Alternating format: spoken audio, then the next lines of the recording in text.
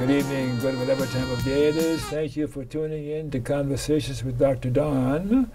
The show is produced and broadcast from the Portland, Oregon, USA area. And for your first-time viewers, Conversations with Dr. Don is an ongoing series of one-hour standalone talk shows where I interview interesting people like most of you out there, about who they are as unique, one-of-a-kind individuals and about whatever it is we have decided to talk about tonight. And I got through that without stumbling again. And Mike Hastie has been on a number of times before. It's always a delight to have him on again. So thank you so much. Thank you very much, Don, for having me on. And the work you're doing is just so incredibly important. Thank you. And a new guest for some of my people who haven't seen my daughter Valerie here. She is co-hosting tonight with me. And we will allow enough time for her to ask a question or two because Daddy's always rattling off. Okay. And Mike likes to talk, sure. So we may have a few words about topical issues going on, like what's going on with Trump or Asia, sure, or sexual harassment or whatever those things. Just to talk a few minutes about those current things that are maybe of use to talk a few minutes. I'm repeating myself again. So let's get started here. My personal stuff, and Valerie will do her personal stuff, and then we'll get to our guest. I was born in New Orleans, Louisiana, of red, white, and black Roman Catholic parentage on December 26, 1928. Today I am a-religious and accepting of all others.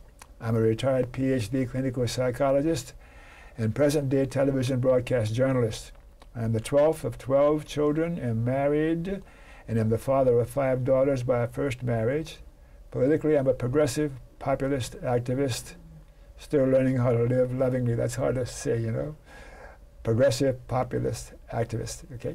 Politically, I'm a progressive, popular activist. A few of my heroes include Jesus, Gandhi, Martin Luther King, and any other fellow human who is currently living lovingly. Okay, now Valerie, will you say a few words about yourself?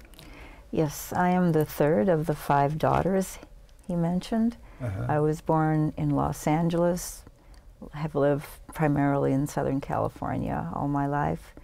I have 2 children, a son and a daughter, and 1 grandchild, a 2-year-old. My academic background is also in the field of education primarily. Bachelor's in social relations, 2 masters and a doctorate in education. My professional background is in education, elementary and college, teaching and administration. And I spent several years in aerospace in training and development, and 20 years in telecommunications as a vice president of human resources. Oh my Very God! Impressive. How old are you? 200 years old? Yeah, at least. So let's go to Mike. If I were to ask your best friend, Mike, who is Mike? What would your best friend say? Mike is what? Let's see. I guess I think if somebody were to say who is Mike, I'd say I'm a Vietnam veteran. I was an Army medic in Vietnam. I was actually raised in the military. My father was a career military officer, retired major. We traveled a lot. I was in Japan and Germany, East Coast, West Coast. And when I came back from Vietnam, I realized that the war was a total lie and that I was committed to bear witness about putting the United States government on trial for what we did in Vietnam. And That's pretty strong stuff. Yeah, I think when I say putting the United States on trial, is I was committed just to tell the truth about what happened in Vietnam. And not only my experiences, but the experiences of countless Vietnam veterans that I've talked to. I've made 2 additional trips back to Vietnam, and I will be making another trip back to Vietnam. Why going back? I think there's still things that I want to do. It's part of my own healing and giving back to the Vietnamese. Certainly, as much love and understanding as I can give the Vietnamese, and compassion, and just doing whatever I can to bear witness and bring the Vietnamese into the conversation. Well, we'll get into more of that in the second half of the show. Let's go on with your personal bio stuff, so that we can get the CIA on your case if we get out of hand here. And when and where were you born, Mike? I was born in Washington, D.C. I was born at Walter Reed General Hospital, which is where a lot of military kids are born June 20th, 1945. And my father was stationed at Fort Belvoir, Virginia. Oh, yeah. So, and... Okay, so much for that. Why were you born? Pardon me? I mean... Why were you born? Nobody gets that question. That's a tough. Why was I born?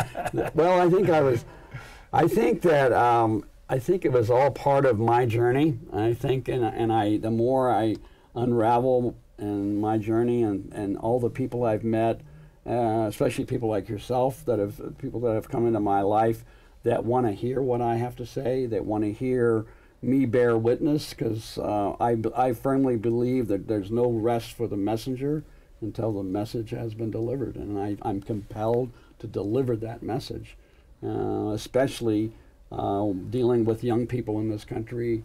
Recently, I went into a high school, and Reynolds High School, just last week, and spoke in 2 classes. So what I want to do is go into the schools, and I want to tell the children the truth about war. Is that bearing witness? Is that what you're talking about? Yeah, I want to give them information that the recruiters don't give them, because there are side effects to going in the military. So what I do is I deliver information which are the side effects that they can experience if they go in the military, and I think I owe them that. I think it's something that, as an adult, I think that these teenagers need to hear that, and if that information is withheld, I think it's being abusive to children. All right. Anything about your cultural or national or racial heritage that's worth repeating? Well, I was, I'm 1/16 Native American, but I'm pretty much, I'm pretty much, I've got some Irish in me, I've got some German in me, I've got some Italian in me. So, all those things that most Americans have. We're kind of the Heinz 57, culture here. So, do you have a religious preference nowadays? Well, not really. I will have to say that I admire the people that you mentioned. People like Martin Luther King, and people people like Christ. I believe in the historical Christ, the Christ that was, very confrontive. I think that Christ was a dynamic radical. I think he was telling the truth, and he was certainly exposing the Roman Empire for what it stood for. Some of those Christians in the South wouldn't call him a dynamic radical. Right. How can they still love him? I don't know. I mean, thou shalt not kill is a pretty profound statement. I've often seen signs that people carry in anti-war marches that says, "Would Jesus bomb Iraq?" Or would you didn't have any answer to that. Would Jesus bomb Afghanistan, or any other number of countries that the United States has bombed? Because the United States has bombed 30 countries since the end of World War II. 30 countries we've bombed. We have pretty much infiltrated just about every government in the world. Why are we doing that? Why is America doing that? It's all profit. If you want to know the truth about war, you follow the money trail. You always follow the money trail. So can you get the money out of the war-making process? How do we do that? Well, that's a hard question, because I think we have to understand what makes the human species greedy. Why do they want to corral as much as they can and put it in a fortress? Why do they want to go across the world or around the world and steal things that don't belong to them and bring them back to the country of origin? What is it about greed? Why does the human species do that? Do you have any answers for those questions you're asking? I think I do. It's just like the bully on the playground, and I think that's what it is. And I think, you know, just like all empires, I think that what we're seeing is that the United States has expanded so much around the world. I mean, we've got something like 800 U.S. military installations around the world. We got troops in 132 countries. And so, today. right, and so you have to ask yourself, why does the United States have that right to do that?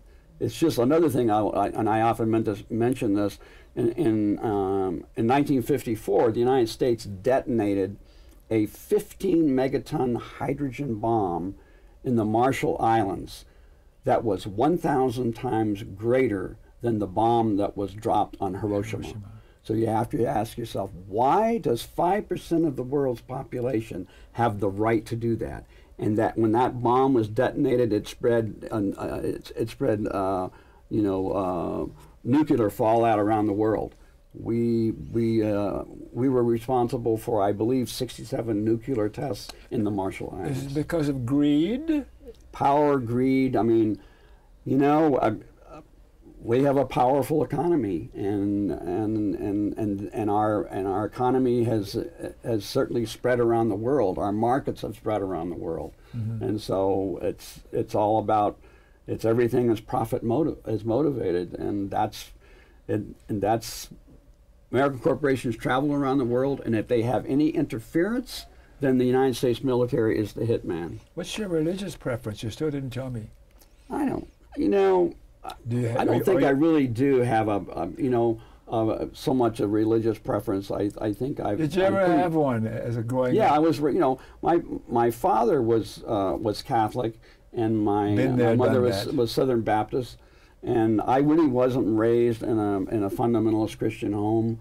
My father, I remember my father telling me one time. My father was a combat engineer in North Africa.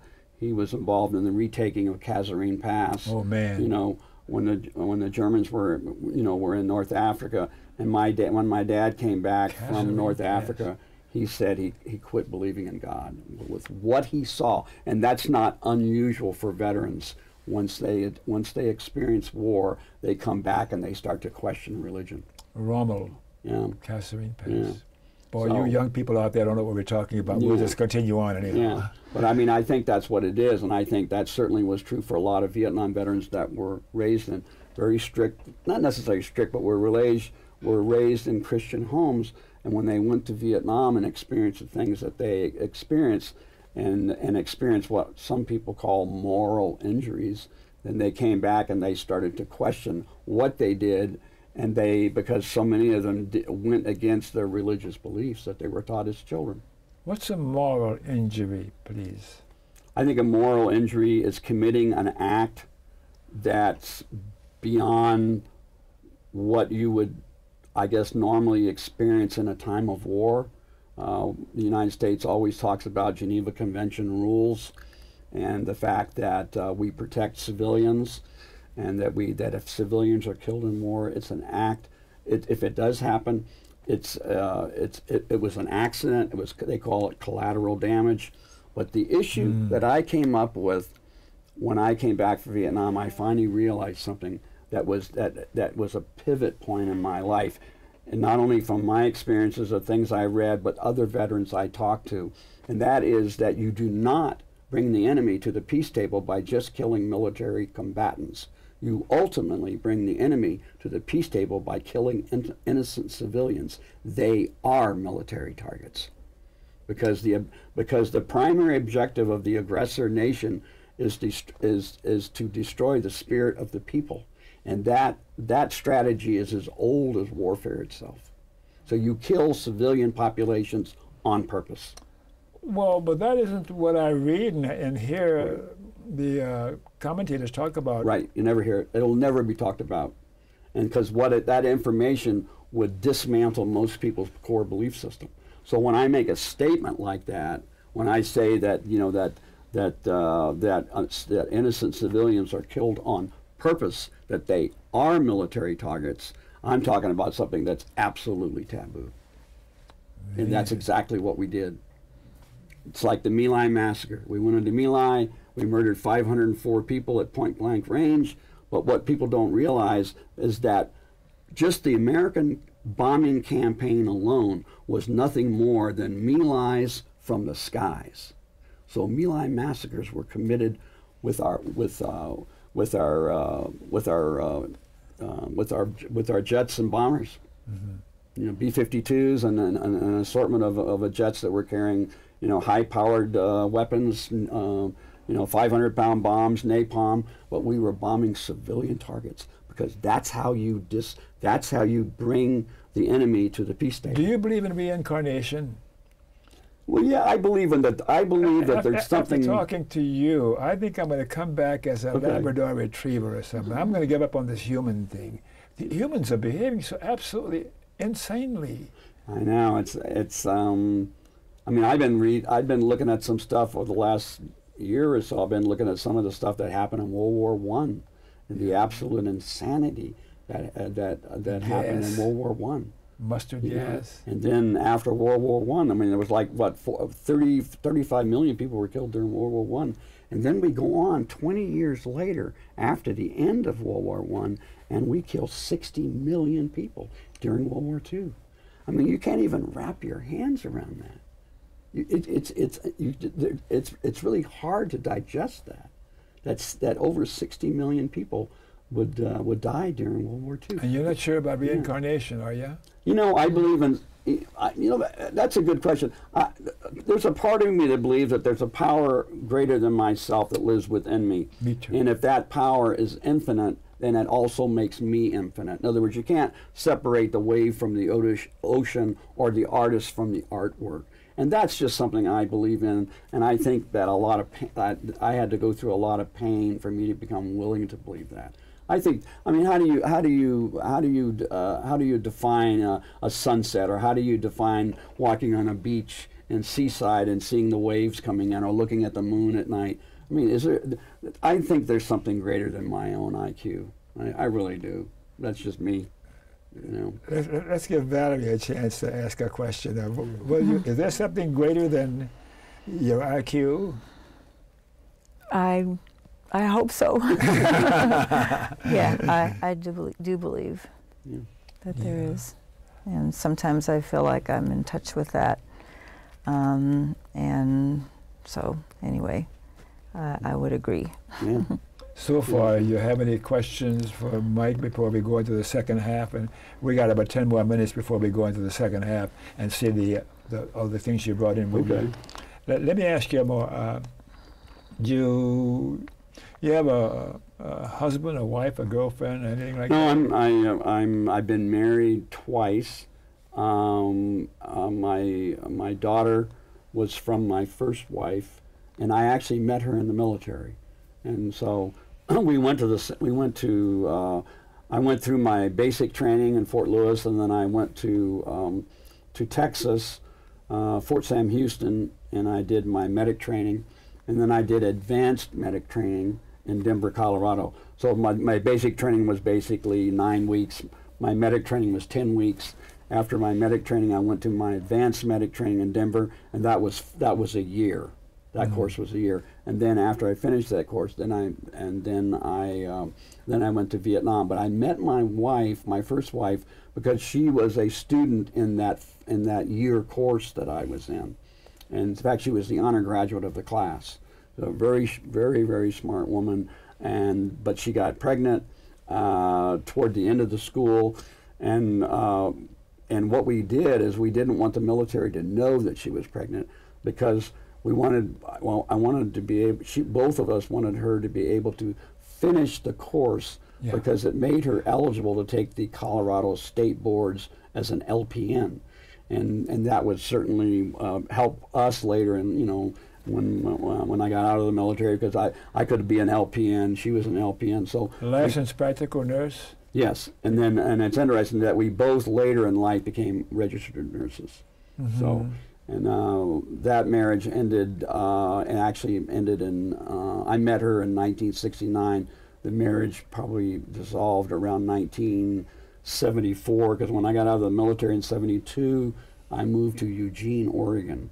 And I lived in Eugene, Oregon from 1972 until 1976. So we got divorced probably around 1975, 76. and then I got accepted to nursing school in Portland, Oregon at Good Samaritan School of Nursing. So I finished that course in 1979. And so Does your Vietnam experience contribute to the dissolution of your marriage? I think so, yes. Yeah, no question about it. PTSD symptoms, Yes. you having those? Yeah. You've gotten over those under maximum control? I think there's certain issues that I still deal with. I came across a statement that I kind of somewhat wrote, but someone had come up with part of the definition, and then they talked about PTSD being buried above ground.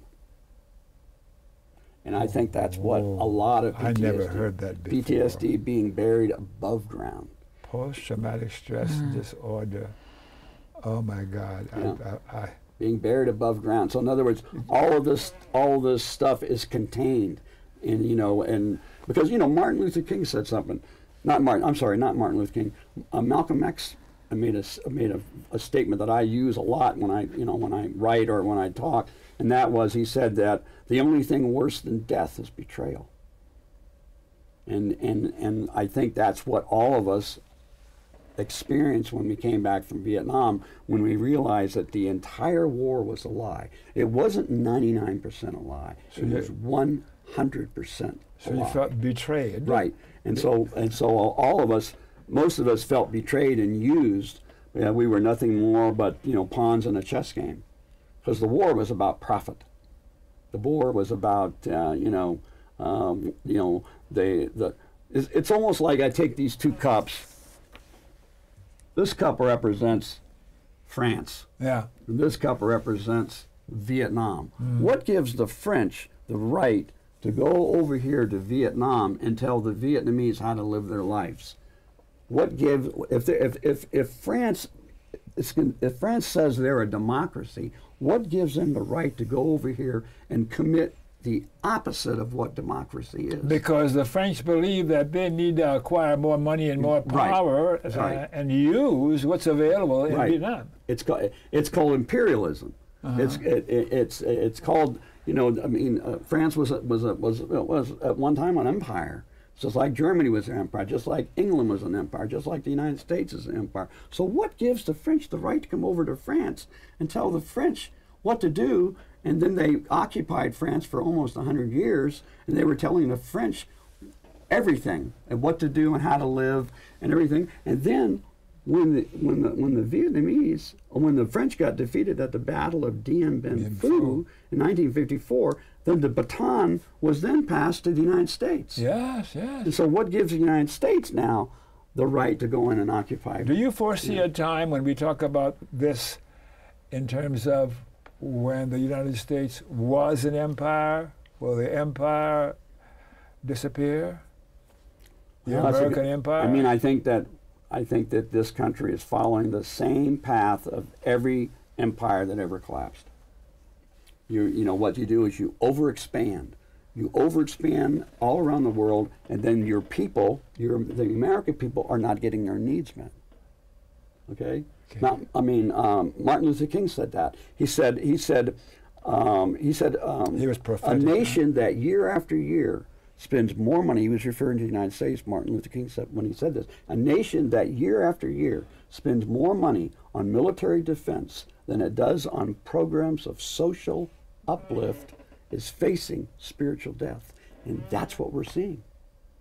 Spiritual death. Yeah, because we've overexpanded to the point where that the American people aren't getting their needs met. Yeah. I mean, just the other day I came across a statistic that the United States has spent $840 billion on the war in Afghanistan. You're an educator. Can you imagine what those billions of dollars would have done for education in this country, or health care, or just looking at those two issues, or education? Can you imagine? But we've spent $800. That's just on Afghanistan. I'm going to ask you a dumb question.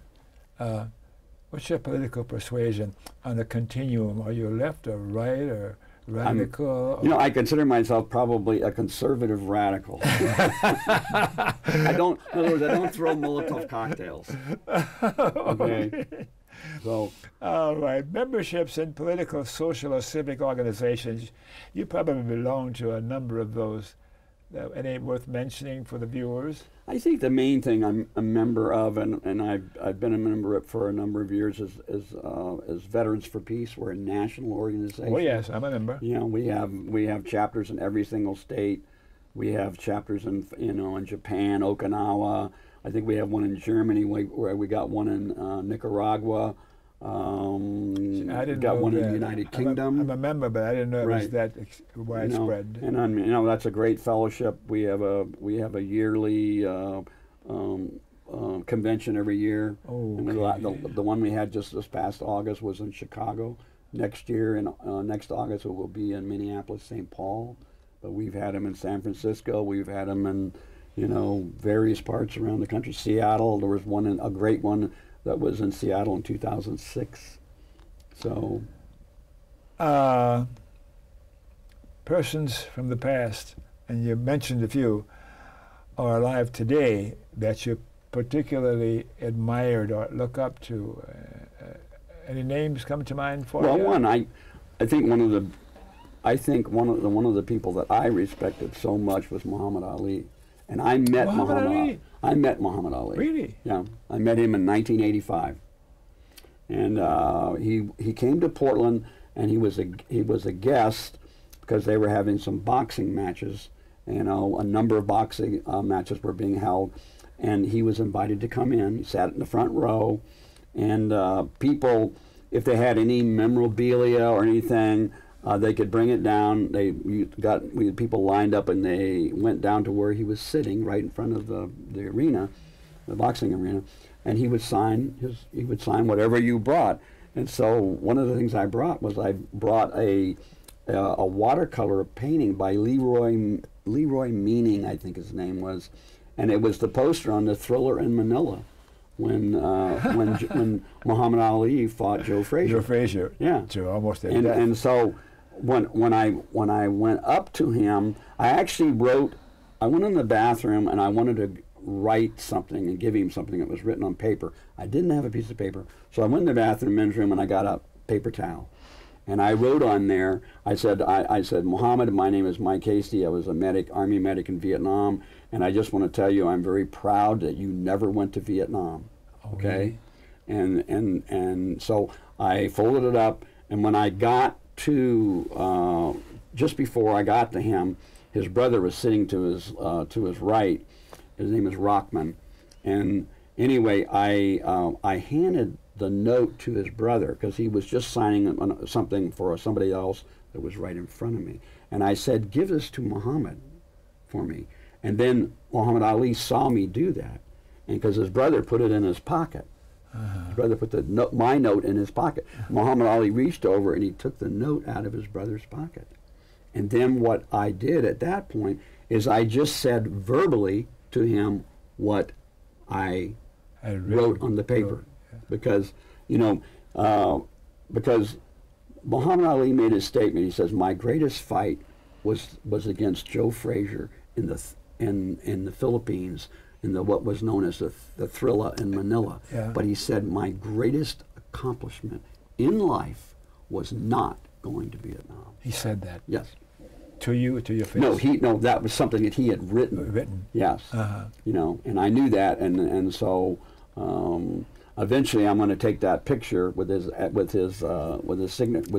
autograph on it, because it was April the 5th, 1985. I remember it.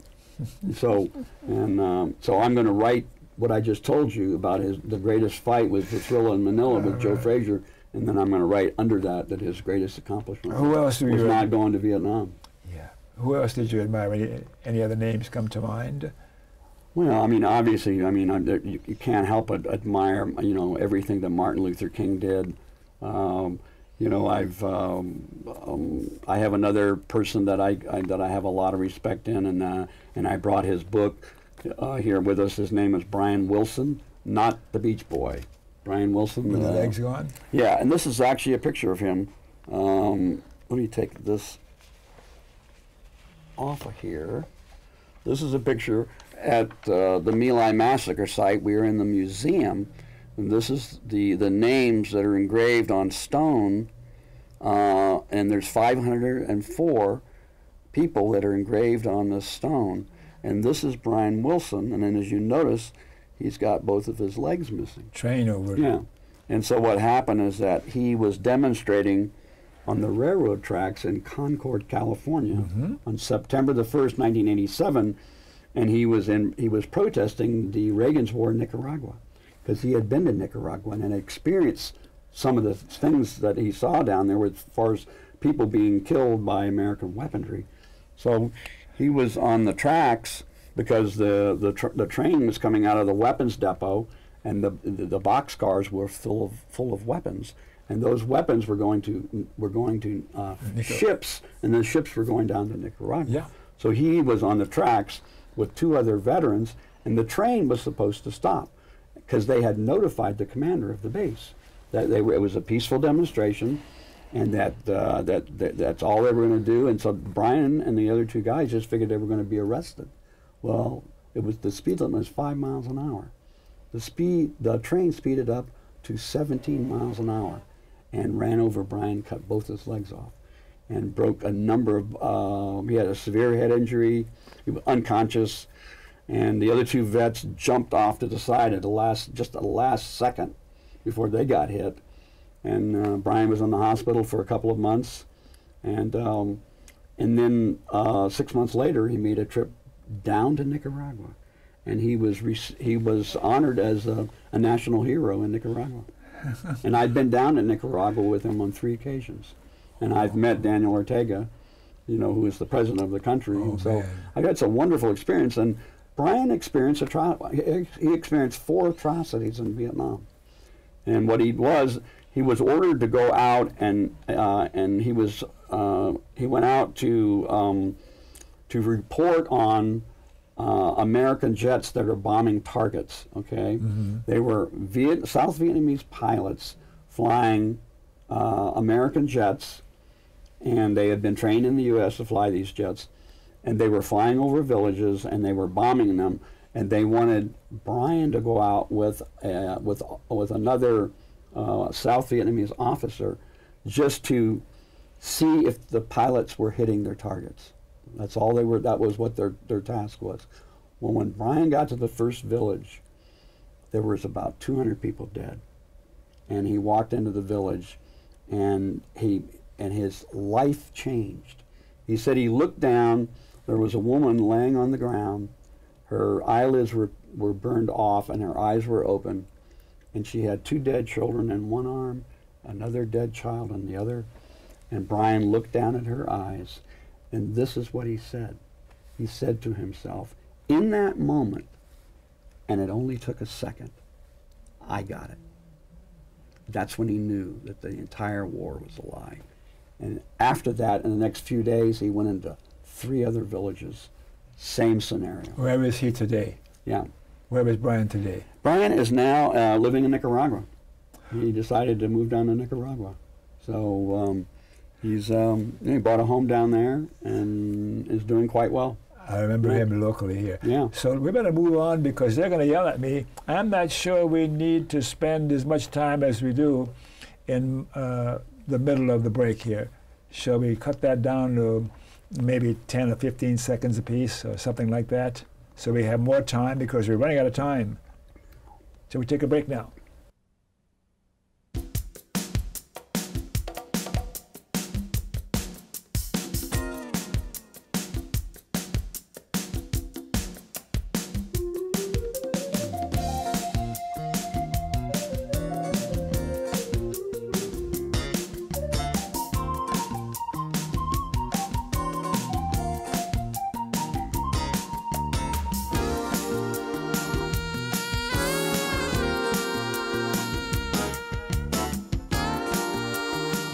Okay, we're back, and we got to stop you from talking now. Thanks for staying tuned. For you viewers who missed the opening of the show, Conversations with Dr. Don, that you're watching right now, is an ongoing series of 1-hour standalone talk shows where I interview interesting people like most of you out there, about who they are as unique, one-of-a-kind individuals, and about whatever it is we've decided to talk about tonight. We're talking about My Lai and Veterans for Peace, and revisiting My Lai, and with Mike, our guest here. He has a lot of experiences and a lot of photographs and other things to talk with. So let's go on, and you can pick up where we left off here. Okay. All right. Go ahead. Well, I think, let me just show a couple images. We showed the first one. This is Brian at the, at the museum at the My Lai Massacre site. And this is a picture I want to show. This is a friend of mine, and her name is Becky. She's actually Brian Wilson's wife. And this is the main statue at the My Lai Massacre site. Okay, this is what I consider one of the most powerful pieces of art that I've ever seen. Do you need to say a few more words about My Lai? Okay, the My Lai Massacre occurred on March 16th, 1968. American soldiers, Alpha Troop with the AmeriCal came into, they landed in numerous helicopters, and they went into a village, and what they did over a period of 4 hours, they systematically killed 504 people. Vietnamese. Yes, and what I'll do is I wrote a pamphlet about the My Lai Massacre. It's just titled My Lai Massacre 49 Years Later. And I just wrote this just a few months ago, and there's something I'm going to read here that this is interesting. This is some of the 504 people that the American troops killed. You have another copy of this you can leave with you? Yeah. And anyway, it says here, this is what the U.S. military did on that day on March 16, 1968. I use the word we because our taxes paid for the massacre and our ignorance about the war wrote the check. Among the dead were 182 women. 17 of them were pregnant. 173 children were executed, including 56 infants. 60 older men were also murdered. The museum at the My Lai Massacre includes the accounting of another important fact. There was another village located about a mile from the My Lai Massacre called My K4, okay? And that's where U.S. soldiers from Bravo Company, the My Lai soldiers, were from Alpha Company, and that village they went into almost simultaneously, and they killed 97 people in that village, and then they killed 407 at My Lai. So what they did is the 504 represent those two villages. Now most people don't know about that other village. The only one they know about is just My Lai. But there were two villages that day that massacres were committed, and so that's something that so few people know about. So why were they killed? I think it goes back to what I said before. You do not bring the enemy to the peace table by just killing military combatants. You ultimately bring the enemy to the peace table by killing innocent civilians, because that's how you bring them to the peace table. That's how you destroy their will to survive. And so, but they didn't surrender, did they? The Vietnamese people. Well, they tried to. I mean, they did everything they could. Obviously, there were some survivors. There was a helicopter that was flown by Hugh Thompson, and he was up in the air and he was flying, and he had two other American soldiers aboard that helicopter, and one of them was a man by the name of Larry Coburn, and another one's name, his last name was Andriota. Okay, Hugh Thompson, when he was flying, he looked down. What he saw was that he was seeing a massacre. He was watching American soldiers kill innocent Vietnamese civilians. So he landed his helicopter. he got out of the helicopter and he went over to William Calley. William Calley was, of course, was the only one that was found guilty of the My Lai Massacre. Lieutenant William Calley. And he told him that he needed to stop the massacre, that this was indeed a massacre. And Lieutenant Calley looked at him and said, mind your own business. So, at that point, Hugh Thompson went back to the helicopter, and there was an M60 machine gun on each side of the helicopter. They were manned by enlisted men that I just mentioned. One of them was Larry Coburn. And he told both of them to put their guns on the American troops. And if they continued to massacre, they were to open up with the machine guns. Nobody had ever done that in a time of war. And for some reason, they stopped the massacre. And what happened is then, at that point, the two enlisted men got off the helicopter and they went over to a ditch where the ditch was filled with the bodies of 170 Vietnamese people that had been shot at point-blank range, just in this one ditch. And I have a picture of it, I can show it to you. And it was interesting that when they got over there, they noticed that one of the children was breathing. A small child was breathing. So one of those soldiers jumped into the ditch and retrieved this small child who was about 4 or 5 years old. And I think it was Andreotta that did that. And Larry Coburn took his M16 and he took the butt end of the rifle and he put it down in the ditch. And Andreotta grabbed it and he lifted him out of the ditch along with the child. Okay? And then they took the child over to another helicopter, and that helicopter took the child to a clinic or hospital. This is very powerful, what I'm about to say. Larry Coburn made a statement that's probably one of the most powerful statements I've ever heard, because he saw the carnage.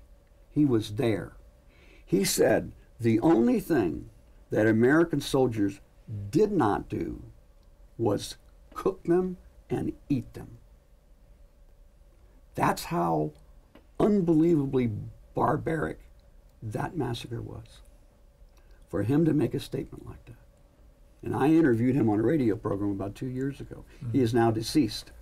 But can you imagine that a former soldier in that environment would make a statement like that?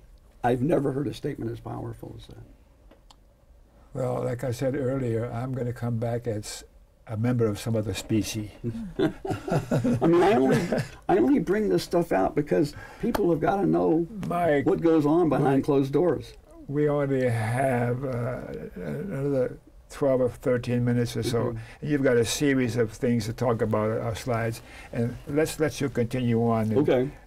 Use as much time as you need with what you're going to show us. This is a picture of a helicopter that I was in my unit in Vietnam. Okay, that's on your business card. It's on my business card. So it was a dust-off helicopter, and the crew had simply taken white paint and painted the word "Y" on the front of it, as in "Why are we in Vietnam?" Okay, and so I took this picture in 1970.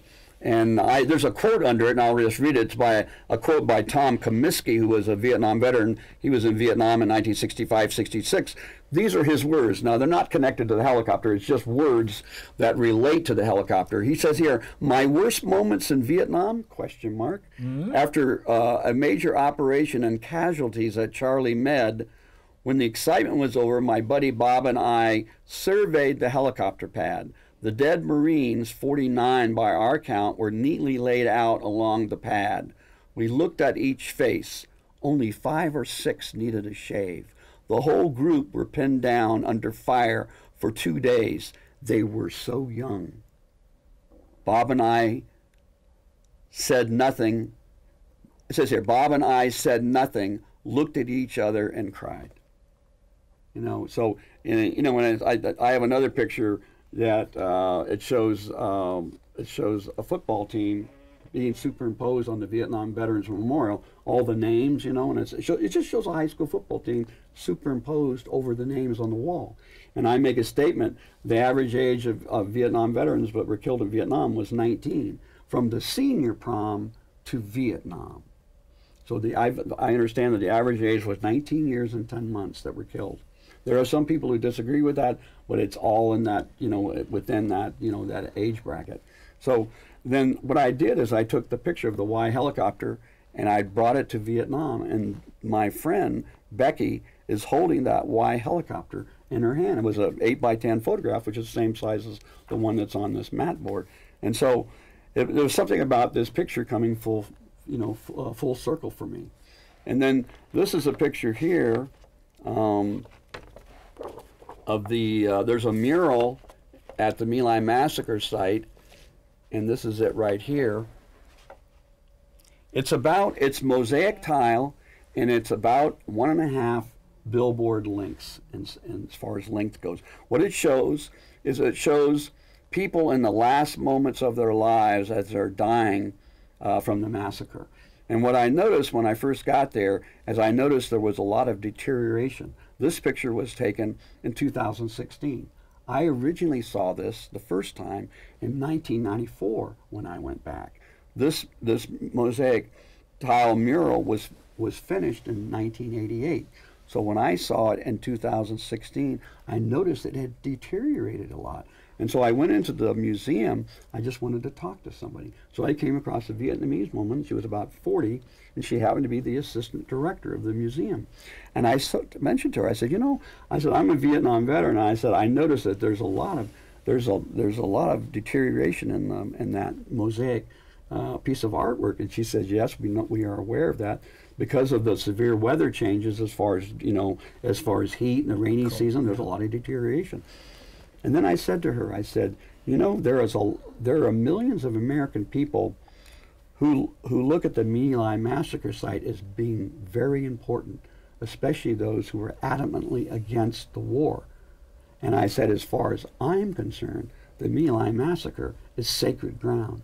And when I said that, she broke down and started crying. So there was this incredible connection that I had with this woman, you know, that was powerful, and it had a really incredible impact on me. So anyway, so what I did is I corresponded with her when I got back to the United States, and I asked her what it would cost to repair this. She sent me a message back, an email, said it would cost $4,200 to repair it. So what I did is I went about and I raised $8,600. And so I sent that money to her about a year ago, and they have now repaired this mural on the front and also on the back. And I noticed that some of you probably maybe didn't notice it, but there's some damage done to the main monument here. You can see it right in here. There's some cracks and things like that. So my next project is to raise some money to see if this monument, this statue, can be repaired. Some artists come in there and try to repair some of the damage to it. So that's going to be my next project. You know, so I'm looking forward to seeing. You know, I'm looking forward to going back to the My Lai Massacre on this coming March 16th. My daughter is going to be traveling with me. There's probably going to be some well-known people there because it is the 50th anniversary. And you are a-religious? You don't embrace a particular religion? Well, not really, but I mean, I certainly believe in something. You know, there's something profound about what you are, what you're about. I know, and I think you're right. I just feel this overwhelming. I guess I have this overwhelming need for justice, and I think that's the biggest thing, because we did horrifying things to the Vietnamese people. Where did you get that feeling from? That overpowering need for justice. You know, I've talked to a lot of veterans. I've read a lot of stuff. I've looked at a lot of documentaries, and I know what this government did in Vietnam. I know what my government did in Vietnam. We committed atrocities every single day during the Vietnam War. What are we going to do about that in the future, what our government is about, and the continuing wars and the continuing bases? What can we do other than take to the streets? Well, I think, for one thing, I just read an article in the USA Today. In the United States is having a lot of trouble filling their ranks because there's no draft, and so what they're doing is the U.S. Army is now saying that they're now going to take people that they would have normally not taken in the military for psychiatric problems, for legal problems, and now they're going to drop a lot of those lowering the standards. They're going to lower the standards, you know, which is exactly what Robert McNamara did during the Vietnam War, when he took over 100,000 troops that couldn't pass the initial test, the aptitude test to go in the military, and they lowered the standards, and of course a lot of those people were black and brown. You're supposed to genuflect when you say Robert McNamara. Yeah. So I mean, you know, and you know, let's face it, the Vietnam War was a war. It was a racist war, and the people that educated me in Vietnam more than anybody were black soldiers. Really? They were the ones that educated me about Vietnam. They knew it was a lie, because a black man cannot call a Vietnamese a gook without that coming back to haunt him. So they knew it was a racist war. It really did. And I had a lot of friends, a lot of black soldiers that I confided in and talked to about how they felt about the war. When you come back next year, after you absorb or do what you need to do for a while after you're back, you may want to come on and talk to my viewers again about your revisiting again. Yeah, I would more than happy to come back, especially after what I may experience when I'm at the 50th anniversary, because that's going to be very powerful, you know. And I'm also doing some work around Agent Orange, and so I hope to be, you know, eventually trying to raise some money to give to. There's an orphanage that I went to that's outside of Hanoi, that I visited when I was in Hanoi this last trip in 2016, and I saw children that had horrible deformities from Agent Orange. I saw children that didn't have any eyes, didn't have any legs, didn't have any arms. Because of Agent Orange. Because of Agent Orange. And I have lost friends that died from Agent Orange. You know, and so, you know, that's another thing that the United States has never wanted to take responsibility, was the 19 million gallons of Agent Orange that they sprayed on Vietnam. You're going to need to, I will contribute to those things that you're doing, but you're going to need to notify me or send me an email or something, and I will write you something. Well, thank you very much. I think if anybody wants to get in touch with me that wants to make some donations to the My Lai Massacre site, especially in reference to this statue here, I'd be more than willing to take that money over there. Because I'm going to start a campaign to raise money to repair that statue over the next 6 to 8 months. My dear daughter has not had a chance to say very much because we're so intense. Do you have a question or comment to Mike? Other near-term goals. I have a sense of what you would like to achieve in the long term. What are near-term realistic goals that you would like people to help you with? Well, that's a good question. I think a lot of it is, you know, there's some books I brought. You know, I can, and, you know, because I think a lot of what we're talking about is that you've only got about a minute and a half left. You know, is that there's a couple of books that I wish that people would take a look at. One of them is Brian Wilson's story, which is called Blood on the Tracks by S. Brian Wilson. Yeah. Okay. And then the other one is At Hell's Gate, written by Claude Thomas. Thomas was a machine gunner on a helicopter, and he killed over 200 people in a helicopter. This is a book on the Phoenix program. The United States was involved in assassinating civilians during the Vietnam War. They think they figure they assassinated about 40,000. And this is probably one of the best books out on the market. It's called Kill Anything That Moves by Nick Turse. This is a very powerful book about what the United States did in Vietnam. So we're going to need to stop now, but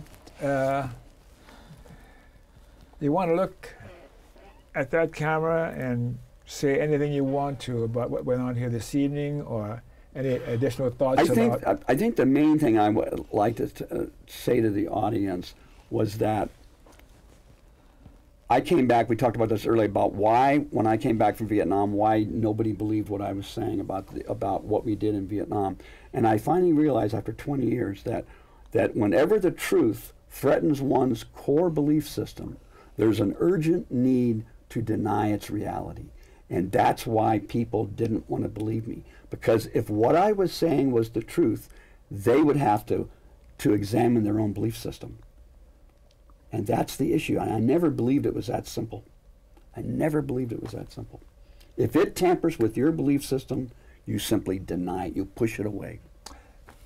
Valerie, what do you got to say? Anything at all? No, it's sort of overwhelming what he's saying, so Yeah. I'm just going to sit with it. Yeah, I'm so glad you were here this weekend. Hang out with your dad. That's nice. I wish my daughter lived here. You know, she lives in Florida. But she's going back to Vietnam with me, and I'm looking forward to that. Well, bring her with you next time you come. We'll have her on the show. Yeah. I'm so glad you're here. I mean, it must be nice to be here with your dad. It is. Especially on this, you know, doing this program. Yeah. You must have a lot of memories, and that must be great. Yeah. PSAs, they got one or two you want to put up, that's important. The ACLU, of course, is pretty important. Local broadcast schedule, or the ACLU, the American Civil Liberties Union. I've been a member of the ACLU for ages and ages, and without the ACLU, our civil liberties would be all gone by now, especially with the Trump administration. Now we got to end corporate personhood. Corporations are not persons, and money is not speech. We got to have a constitutional amendment, however hard it is to get it passed, to say that, so we can reclaim our marvelous adventure and experiment in democracy. Thanks for watching. And remember KFC. Not Kentucky Fried Chicken, Dr. Don's KFC. Kind, friendly, and charitable. Be kind, be friendly, be charitable. To you too, and you too, and you, especially you. And you, Mr. Wonderful Crew. Thank you and good night.